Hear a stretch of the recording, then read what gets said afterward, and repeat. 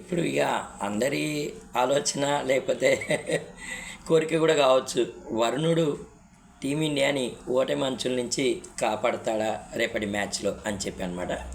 అంటే మనకు తెలుసు, చిన్నస్వామి స్టేడియంలో వర్సెస్ న్యూజిలాండ్ జరుగుతున్న మ్యాచ్లో టీమిండియా సెకండ్ ఇన్నింగ్స్లో బ్రహ్మాండమైనటువంటి పెర్ఫార్మెన్స్ ఇచ్చిందండి. నో డౌట్, నేను నిన్న వీడియోలో చెప్పాను, దాదాపు 100 పరుగులు కానీ టార్గెట్ ఇచ్చినట్లయితే న్యూజిలాండ్కి అది వాళ్ళ కష్టసాధ్యమే కావచ్చు అని చెప్పి. కాకపోతే ఏంటంటే న్యూజిలాండ్ టీంని 80% కూడా తక్కువ అంచనా ఎవరు వేయరండి. ఎందుకంటే రచన్ రవీంద్ర లాంటి ఆటగాళ్ళు, సౌతీ లాంటి ఆటగాళ్ళు, మిచెల్, వీళ్ళందరూ కూడా మంచి మంచి ఫామ్లో ఉన్నారు వాళ్ళు. సో కాబట్టి వాళ్ళని ఎవరు కూడా తక్కువ అంచనా వేయరు. టీం వర్క్ అనమాట. కాకపోతే ఏంటంటే ఒక్కొక్కసారి ఇది క్రికెట్ కదా, ఏదైనా జరగవచ్చు అనమాట. ఇప్పుడు ఒక క్రికెట్ పండితుడు చెప్పినట్టు ఇది రోహిత్ శర్మ కాలం రియల్లీ. ఎందుకంటే అన్ని రకాలటువంటి స్కిల్స్ ఉన్నటువంటి ఒక గొప్ప టీమిండియన్ కెప్టెన్ రోహిత్ శర్మ.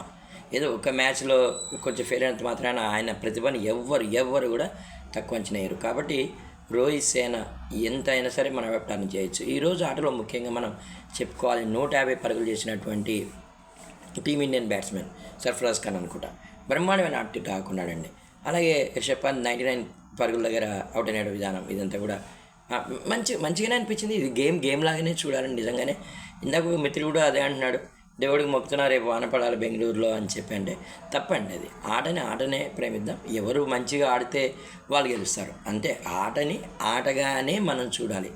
నా ఉద్దేశం అయితే అదేనండి. నిజంగా ప్రతి దాంట్లో కూడా పాపం దేవుని ప్రార్థించడం అలా చేయకూడదండి. ప్రతి ఆటగాళ్ళలో కూడా ఒక ప్రతిభ ఉంటుంది. రోహిత్ శర్మ లాంటి ఒక గొప్ప ఆటగాని ప్లే రేపు నేను చూడాలి అనుకుంటున్నాను. కాబట్టి వాన పడాలని చెప్పి నేను కోరుకోవట్లేదు. అలాగే నాలాగా చాలామంది ఉండి ఉంటారు. కానీ మ్యాచ్ అనేది జరగాలి. జరిగితే విజయం లేదా ఓటమి అనేది ఆటలో భాగం. అది రియల్లీ ప్రొఫెషనల్గా అందరూ ఆలోచించాలి. మంచి ముగింపు రేపు టీమిండియా పక్షానే ఉంటుందేమో అని చెప్పి నాకైతే అనిపిస్తుందండి. ఎందుకంటే టీమిండియాలో ప్రతిభకు కొదవ లేదు, దాంట్లో ఎట్టి పరిస్థితుల్లో కూడా లేదనమాట. ప్రపంచంలో నెంబర్ 1 జట్టు టీమిండియా. చూద్దాం రేపు ఏం జరగబోతుందో. థ్యాంక్ యూ అండి.